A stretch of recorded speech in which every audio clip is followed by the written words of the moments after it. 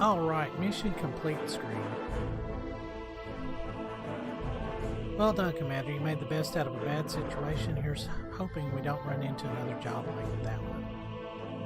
No payout. Really?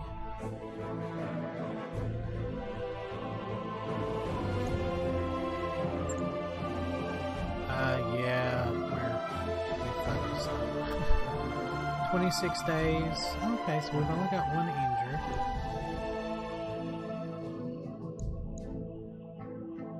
It's just a lot to take in. So you gain experience.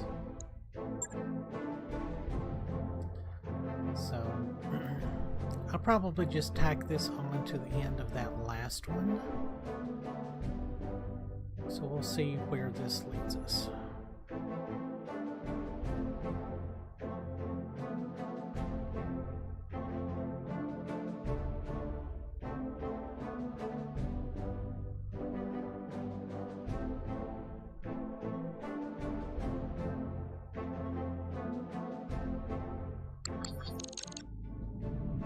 Rent to own in orbit.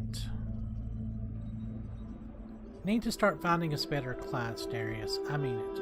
We've been slumming it in the ass end of the frontier for 3 years now, and we are drowning in debt. I'm fully aware of our financial situation, Meyer. I can't just conjure up new clients out of thin air. Warren, do me a solid and back me up on this.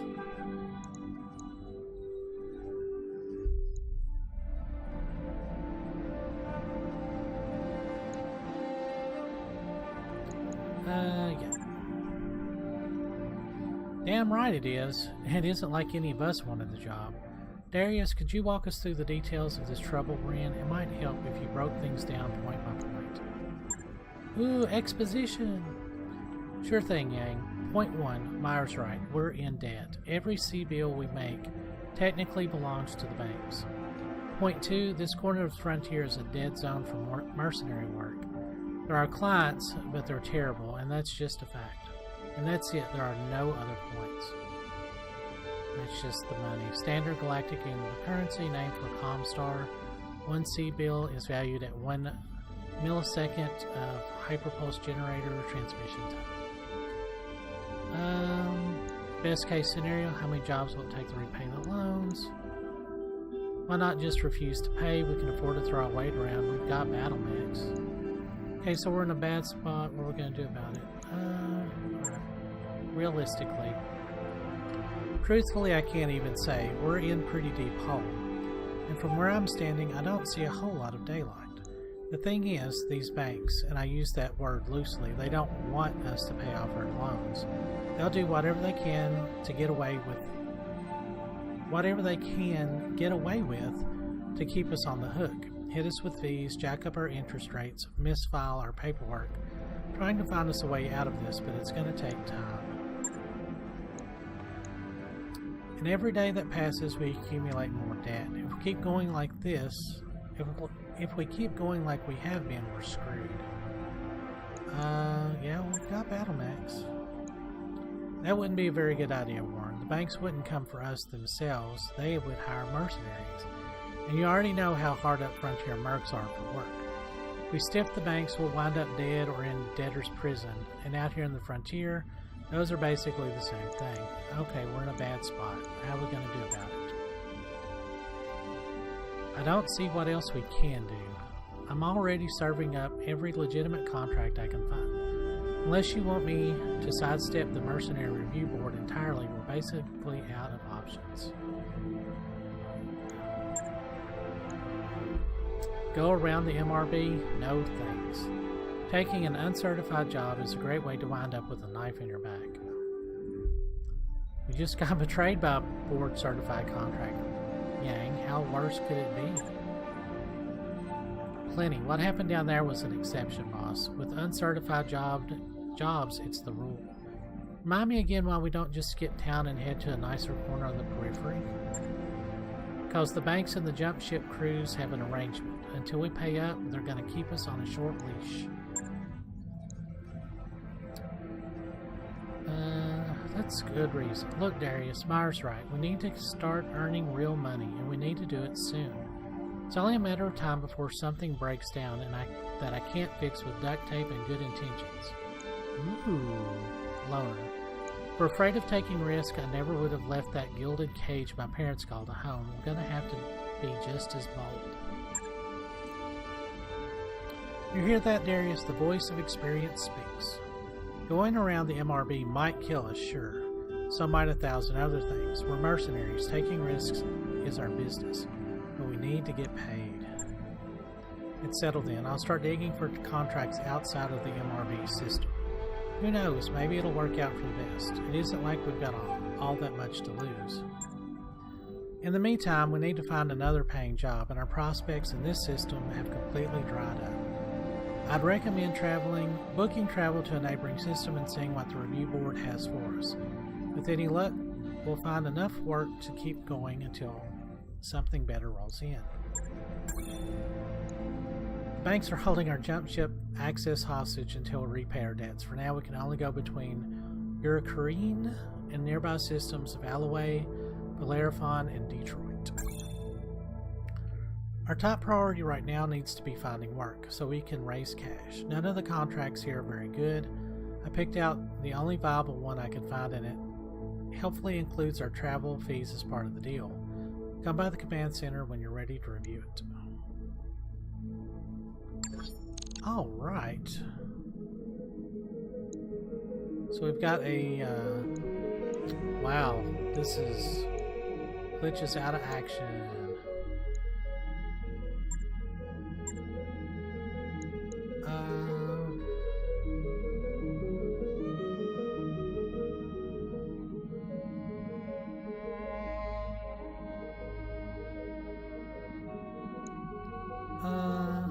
Hiring hall, store.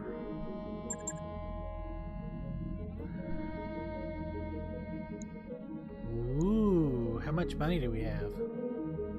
980,000 CBOs. Wow, there's a lot going on here. Partial mech salvage. Panther 9Rs are solid all-around mechs, a bit on the slow side. They make up for it with jump jets, considerable armor, and a hefty punch of their PPC. Locust. So I wonder what a partial salvage is. Oh, you get like so much of it.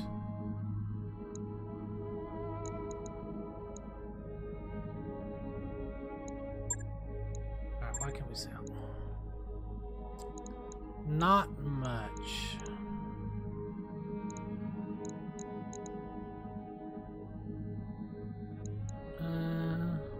Hiring hall. So we've got 2 low mech where you can't be hired because your company's mercenary rating is too low. Oh god, he's terrible. Yeah. Liel, commoner. For those who have earned their citizenship in the Compella Confederation, life is secure and comfortable, but leaves little room for individuality or ambition. Alright, so we can buy new, or we can hire new mech warriors. Alright.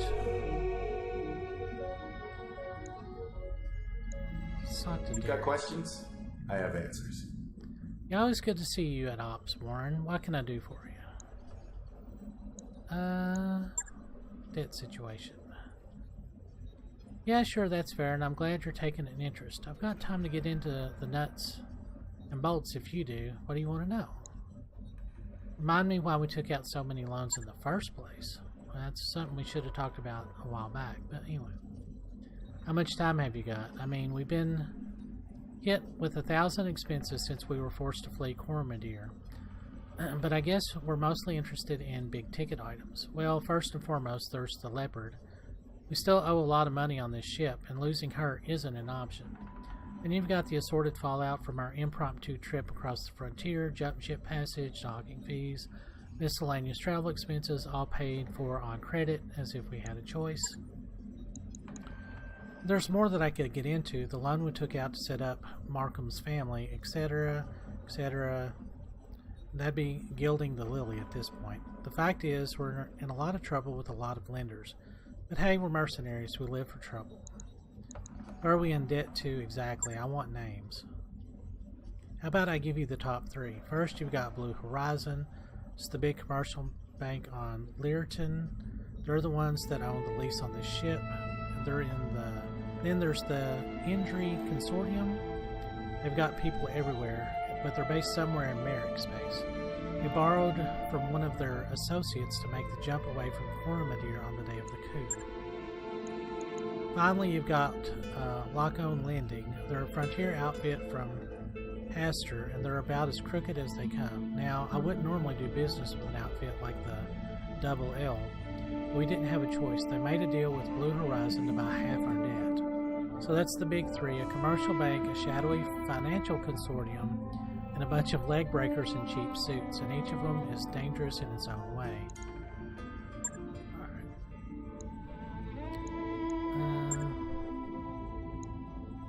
Sure thing, Hunter. I'd be happy to help. What do you need to know?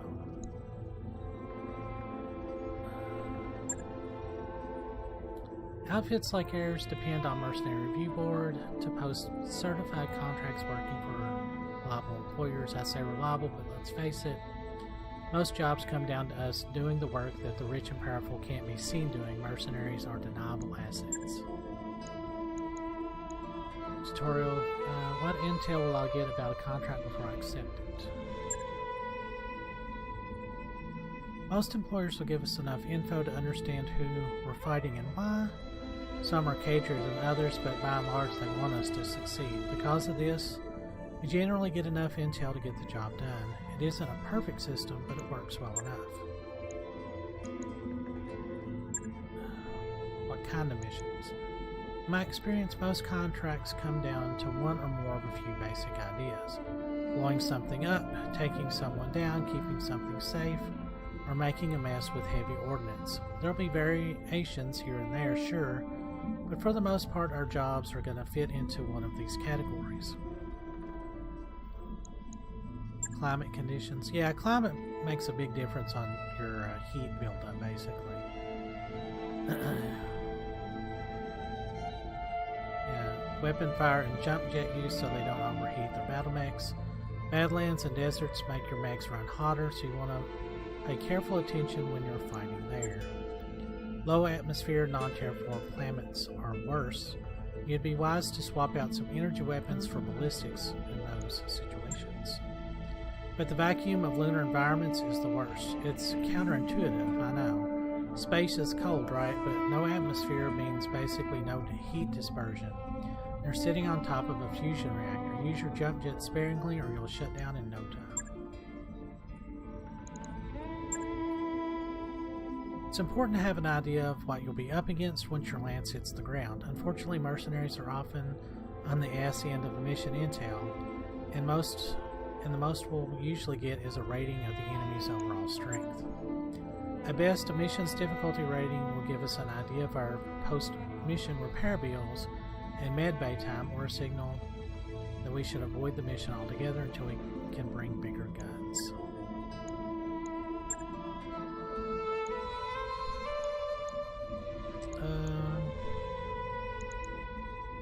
Oh wow, this is... Absolutely, that's the great thing about being a merc. It isn't our fight. We're here to make money, not die for a cause. You can back out of contract negotiations at any time with no harm done, but once we deploy to a battlefield, it gets a little trickier. Things start going sideways during the mission. You can still withdraw to save on repair bills and medbay time, but it may still cost us. If we withdraw before achieving any objectives and destroy at least one enemy, the MRB will rule it a bad faith withdrawal. Not only will we not get paid, we won't get any battlefield salvage either, plus reputation will suffer, both our employer and with the MRB. Now, if we withdraw after achieving an objective and destroying at least one enemy, then the board will rule it a good faith withdrawal. Our pay will still be reduced, but our reputation won't take it in. Okay.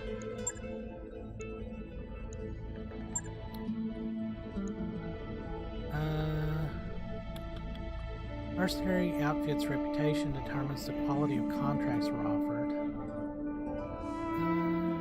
Most employers won't offer us any real juicy contracts until we've proven ourselves over time, but once our rep is solid, we'll get access to some high-paying gigs. Alright. Salvage is incredibly important. CBLs are like blood, salvage is like food for a mercenary company, or something like that. Don't really do analogies, just leave it at salvage is good. Salvage lets you replace components you've lost or upgrade your mechs to better suit your combat tactics. If you don't end up needing the salvage you get, you can always sell it off at the nearest store. Salvage rates are a time-honored tradition in the mercenary trade. Figuring out who gets what at the end of an engagement is a vital part of our business.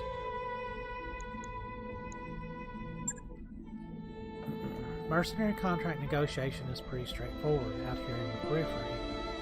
It's all based on the Golden Triangle: C-bills, salvage, and reputation. C-bills are the coin of the realm, so to speak. We use C-bills to pay for travel expenses, upkeep on our ship, salaries for our crew, and repairs or refits for mechs.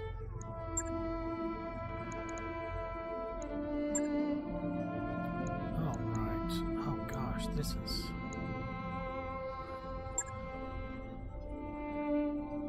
every 30 days, we have to pay the crew and cover our regular operating expenses. Upkeep for the mechs we already have in our mech bays, upgrades to our equipment, things like that. So if you don't have enough CBLs to cover our operating costs at the end of the month, when our financial report comes due, we're out of business. Merc life doesn't allow for second chances. Remember that when you're ordering weapon refits and ship upgrades, and make sure to reserve enough to cover our monthly nut. How can I raise the operating cost of our company? Obviously, the more mech warriors we hire, the more we gotta pay out each month. Nevertheless, it's a good idea to have a strong bench. You never know when someone's gonna take one in the meat and be out of action for a while. Lowering cost. Well, for starters, consider putting the mechs you don't plan to field for a while into storage. Although it'll require time and C-bills to refit their equipment and ready them for combat, storage mechs have no upkeep cost on them. By the way, remember that you can sell mech chassis and equipment if we're ever low on cash and in need, or you see something shining in a store that you just gotta have. Alright, that's not too overly complicated. Morale. Mercenaries aren't like members of the Royal Guard Hunter, they're in it for the paycheck. Not for their loyalty to some noble house. Because of this, keeping their spirits up is important. Mech warriors with high morale get inspired more often on the battlefield. Their heads are in the game, and inspired mech warriors can create opportunities. Seeing inspired mech warriors make precision strikes I thought were impossible, focusing their fire on one location on a speeding enemy as if it were standing still at a shooting range 25 yards away while wearing a sign, "Shoot me." Inspired mech warriors show amazing vigilance too. They seem to have an uncanny ability to blunt incoming damage and have heightened reflexes. Okay.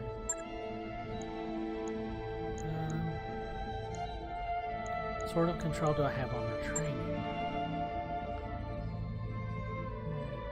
Mech warriors gain experience in every mission they complete. You can chart their training and guide their development in forged skills, gunnery, piloting guts, and tactics. As they become stronger in a particular skill, your mech warriors gain access to special abilities. The first ability is the mech warrior specialization. Mech warriors can only have 2 total, so pay attention when you're training them. The first 2 they acquire are the only 2 they'll have.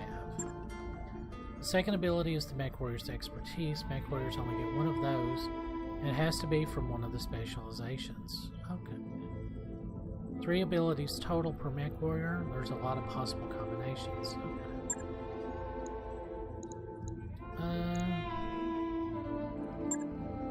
That should be a no-brainer, wouldn't you? As mech warriors grow in skills and abilities, their salaries will grow with them. Oh, so as they level up, they become more expensive for upkeep. Okay.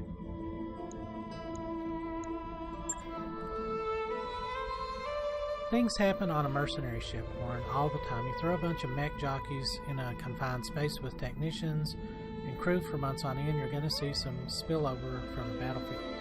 And operating a merc outfit isn't a glamorous lifestyle.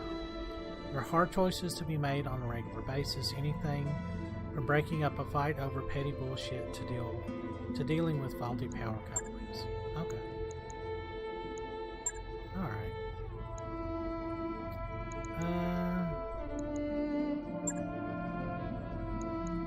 Yeah, sure, I got the time. Before any of this started, you worked with the Arano Royal Guard. Tell me about it. It was more than just a deployment, it was a full campaign. High Lord Tamani gave us the job back in 19. We were supposed to be assisting the Royal Guard to round up and eliminate a pirate clan on Jaldor, peddling colony rules. Commander Markham thought it would be easy money, turned out to be anything but. Lost a dozen mech warriors in 3 months on the Jaldir campaign. Had to hose them out of their cockpits. Holy shit. Wouldn't have been more if it wasn't for Sir Raiju. He saved our people's asses on more than one occasion, went out of his way to do it. And the thing is, he didn't have to. We weren't under his protection. We were the hired help. Okay. Where are you from? I grew up in Nassau Heights. It's one of the HAB stations orbiting Artru.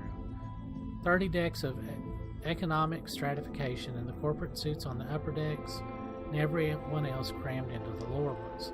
My old man was at Dockhand. We lived on deck 28, 2 levels up from the bottom, with the other station maintenance personnel. 12 hours a day, 6 days a week, my dad would load and unload cargo shuttles.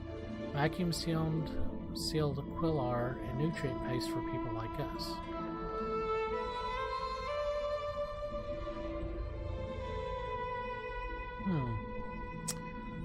The old man must have unloaded 1,000 cases of aquatic world fame for its beautiful eel roe, plump, succulent eggs the size of melon balls. Never got to taste any though. Any one of those tins would have cost him half a year's wages. Anyway, Warren, I don't want to saddle you with my life story. Suffice it to say that I got an eyeful of what I didn't want to be on Nassau Heights. And I did what I had to do to change my circumstances, and by the age of 16 I struck out on my own. Left that station with a handful of skills, an enormous web of contacts, and a rucksack full of that expensive caviar. And once I made it off of Nassau Heights, I never ever looked back.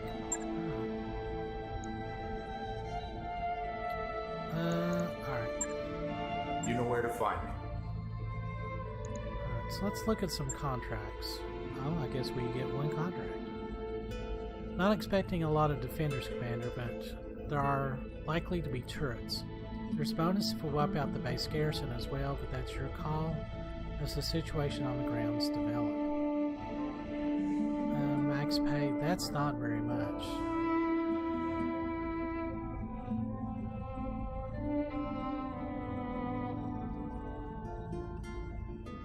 It's very cold. And it's 12 days en route. Okay. Alright, let's go to the barracks. Alright, Glitch is out. What can I do for you?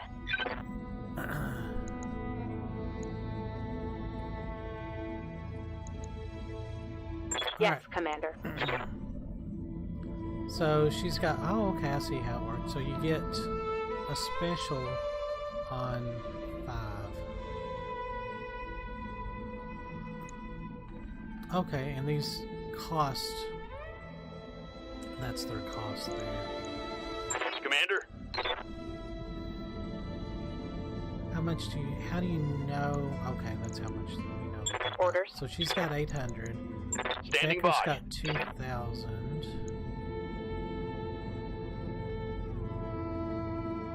Yeah, so we need him to get sensor lock.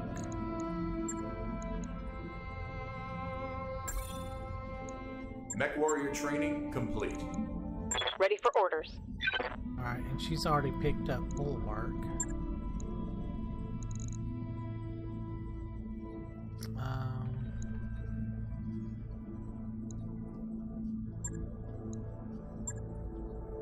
So we'll get his... Let's see. Let's do one gunnery.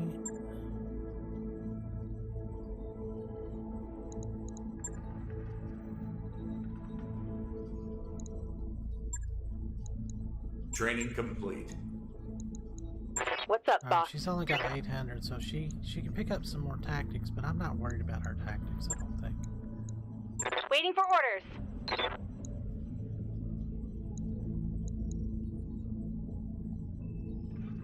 Alright, I can't. Training confirmed, Commander. Standing by. Alright, Medusa, we didn't take him out, so that will replace Glitch. Evasive movement. Yeah, let's do that. Mech Warrior training complete. Alright,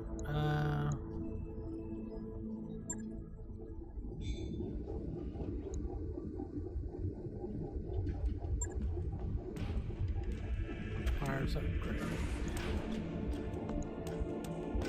Can't repair it? Why can't I repair it? Damage state requires refit. Holy crap, so I like totally fucked it up.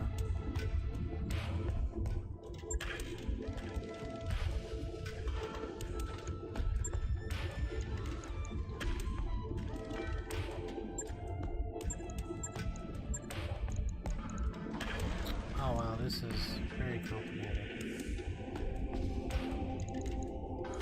Oh, okay. I see what's happened. And we don't have the parts to actually fix that.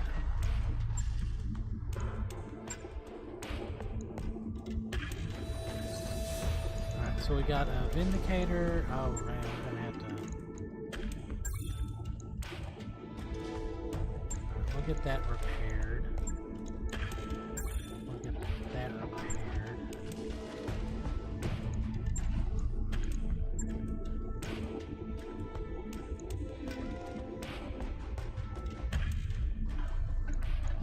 Alright, let's try and talk to Yang next. Need I something? guess. Hey boss, welcome to the Mech Bay, my own little piece of heaven. Oh, hang on a second. Want an assessment on the Leopard? How much trouble are we in? Don't know. I mean, we're doing okay for the moment, but give it a few months, maybe a year. You know how it goes. Eventually, everything falls apart.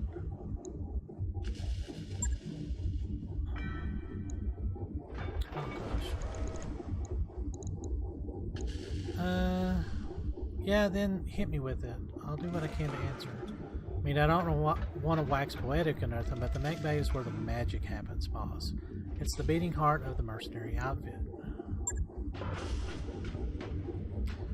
Beyond each cubicle holding one battle mech, not much. It's all about capacity. The more mech bays we have, the more mechs we can keep battle ready, and the more mechs we have battle ready, the more flexibility you have in your deployment options.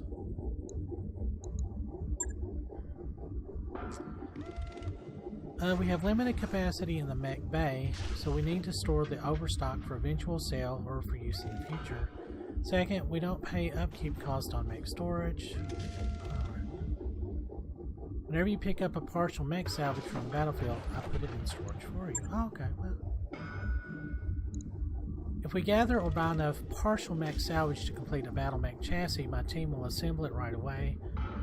You let me know if you want to keep it in storage or have it ready for combat. Battle mechs are expensive as hell, so assembling one out of salvage is our best bet for expanding our roster. Okay.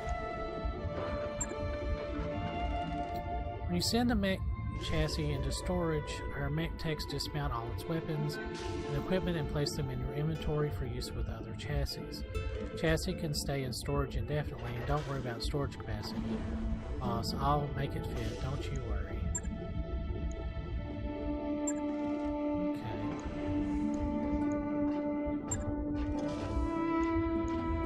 One of my favorite topics. In the Mech Bay, you can browse all the equipment you have available in inventory. Alright, ballistics or machine guns, autocannons, yeah. Generate little heat, can destabilize an enemy if they hit it enough, but ballistic weapons are, ballistic. So they require ammo, and ammo can explode if it takes a hit in combat. Pretty heavy. Yeah. Energy weapons don't use ammo, but they generate a lot of heat. Need to invest additional heat sinks. Missile weapons are my favorite. Yeah, they require ammo and generate moderate heat, but the pounding they deliver can destabilize any enemy faster than most other weapons. And having multiple projectiles in a shot means you're almost always guaranteed at least a single hit. Long-range missiles are also capable of indirect fire. If one of your units has line of sight on the enemy, it can act as a spotter for the LRMs. With a spotter, a mech equipped with LRMs can stay behind cover and arc its missiles to hit an enemy. The spotter can increase your launcher's effective range too. Granted, the enemy can do the same to you, but that's someone else's problem. So that's pretty much what I'm going to turn my character into, Hunter. I'm going to have somebody spot for him, and I'm going to load him up on a LRM missile boat and just basically rain death from above. So we'll see how that's going to work for us. Support weapons are lighter than others, small lasers, machine guns, that kind of thing. Programmed by targeting computers to automatically fire them after a melee attack if they're activated. Oh, okay. I gotcha. It's a big list, boss. I suggest you check the store in every system we travel to. You never know what you'll find. Install stronger cockpits to reduce the injuries our mech warriors will take. Arm actuators that increase melee damage. Rangefinders that increase the range of which enemies can be visually acquired. All sorts of stuff. I'll take up critical slots in the battle mech. Some add weight too. Keep your eyes open for them. Keep them a good once over before you buy one so you know what you're getting into. Now, putting powerful weapons and equipment on your mechs is fine and all, but remember, the trade-off is always armor. You know how they say the best defense is a strong offense? They aren't on the battlefield. Don't skimp on the armor, boss, or all that expensive equipment will reduce the jump. Yep. True that, different manufacturers tweak their weapons to deliver more damage, have higher accuracy, destabilize enemies, a bunch of stuff. The trick is finding them. They're rare out there in the periphery, so when you see one in a store or salvage pile, always mark it with a plus for you so you can identify it easily. Oh, okay. Some equipment is rarer than others. The more plus symbols I mark them with, the rarer and more useful they are. Keep your eyes peeled, you never know what you're going to find. Okay.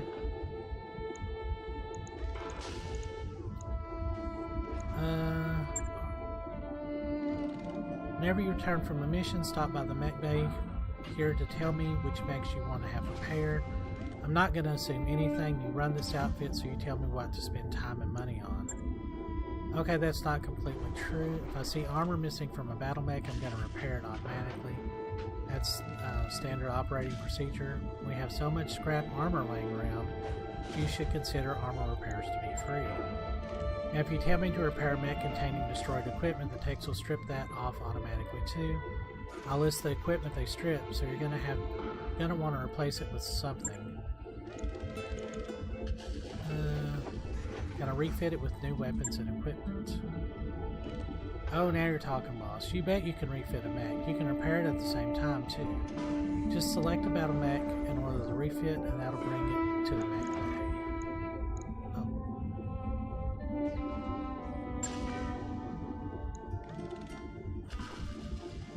The mech lab is where you let me know what sorts of modifications you want to make to our stable of battle mechs. I can install new weapons and equipment, add or remove armor, location by location, pretty much anything you want. It all takes time and money. It's hardware, Hunter. Of course there are limits. Your biggest constraints are the chassis weight and its hard points. Negative. A mech's chassis can support only so much tonnage in weapons and armor. Alright. So basically, if you've got a 35-ton mech, you can't put 38 tons of equipment on it. And then the hardpoint. Each location on a battle mech contains one or more weapon mounts called hardpoints. Hardpoints are only designed for one specific weapon type. However, most mech contain locations with more than one hardpoint, so you have some flexibility in what you mount there. So basically my blackjack, the arm places, those are ballistics only basically. A lot of different battle mechs out there. It's hard to know what they're built to do best just by looking at them. I mean, I can of course, but I'm me.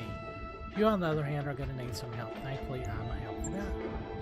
If you check your technical readouts in the mech lab, you'll find I've included some thoughts about each mech's off-the-rack purpose or stock role. They're only opinions behind them, but you might find them useful.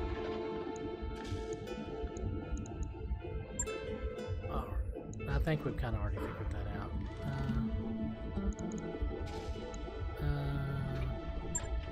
I'll just click through this.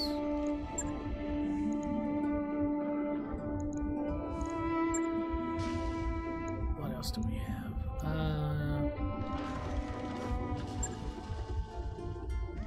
Sure, the better you lead in combat, the less work you have to do once. Oh, I've already covered all of that.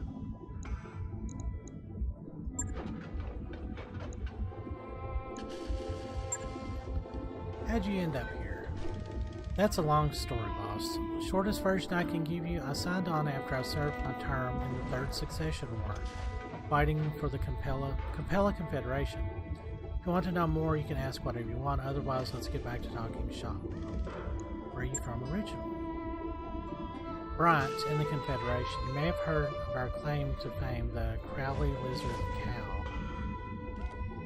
Edible reptile indigenous to the planet Brian, the meat of the better. Okay. No, well, trust me, they're delicious. Anyway, as the story goes, Bryant was a really nice place once, a tourist spot, big with hikers and fishing enthusiasts, pale blue skies, emerald green seas, and a booming agriculture business, you know, the works. I never knew it that way, though. Stefan Amaris got to it a couple of centuries before I was born, and well, that was that. That's the guy that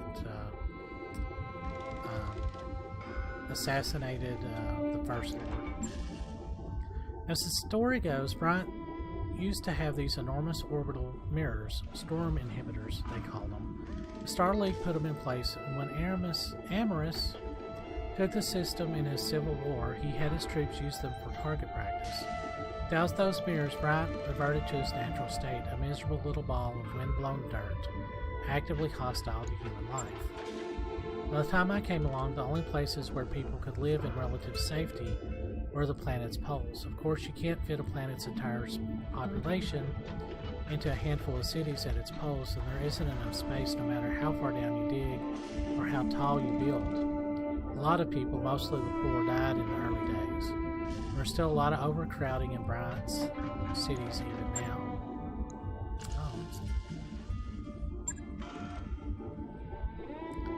The 2nd St. Ives Lancers, 1st Battalion under Major Lane. We saw more action than most. The arm is a souvenir of my time in the service. I lost the original back in 3010 on St. Louis. You know, when we first arrived at St. Louis, I loved the place. It's an agricultural world, sort of a breadbasket for the neighboring systems. Green fields, rolling hills, you get the picture. We just walked out of hell on Kittery. The Fed Rats drove us out in 05 with our tails between our legs, so it looked like paradise to us. I remember kicking back in the mech bay, my feet propped up on an engine block, sipping a snifter of ambergris vermouth. Not a bad way to spend a sunny afternoon. Anyway, it turned out the Federated Sons weren't done with us yet. But barely a month into our deployment when they sent the SETI Hussars to burn us out. I'm sure there were sound strategic reasons for House Davian to want St. Louis, but it sure felt personal to me. Long story short, one of their scouts managed to slip through our perimeter and hit my mech bay. I was tinkering around in a Centurion's custom-made rumble seat at the time, being surrounded by all that armor was the only reason I made it out alive. Still, I didn't make it out unscathed. I lost 2 of my favorite assistants and my own right arm. I've got this ugly thing grafted onto me as a reminder. After my tour of duty was up, you mean? Well, I don't know. It was just time for a change. Besides, the place wasn't for me anymore. In a way, it never really was. I learned a lot from my time in the service. Got a first-hand view of the elitist bullshit that saturates compelling culture. How it rewards highborn idiots on the common people's expense. Speaking as the thoroughly common man, that didn't sit right with me. When my tour was over, I walked away and never looked back.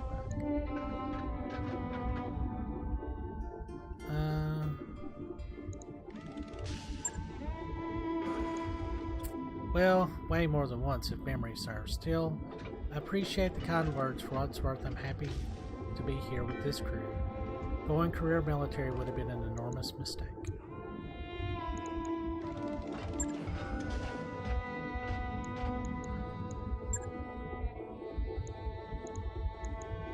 Alright. I'll be here if you need anything. Alright, so let's try and do this. Yeah, it's 40 minutes. We might as well. Alright, so let's refit. So we need...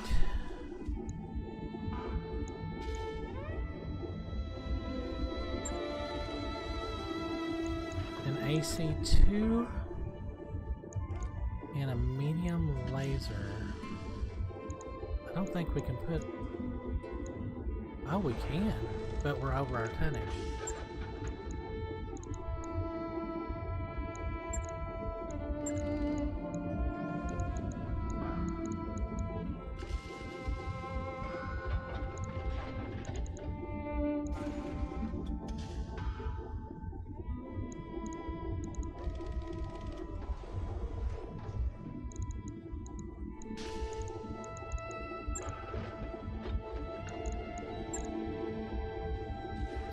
So we can only mount like one laser there.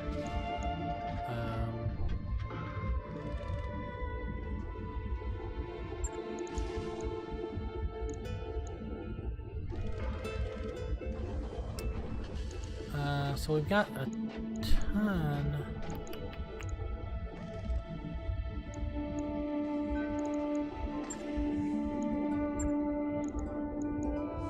So we've only got one AC2.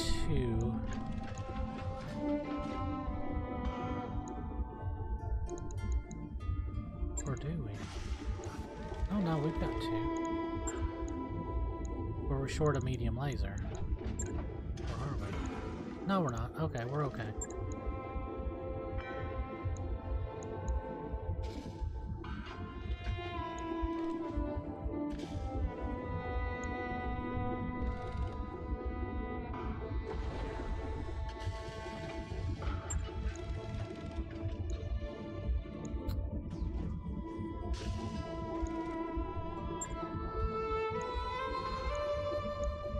Okay, I think that's got it.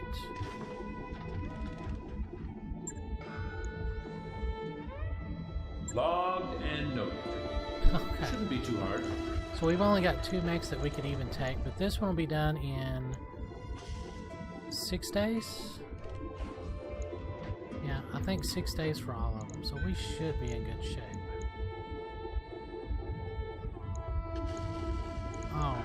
Alright, so that is 45 minutes almost. So we're going to go in and call that one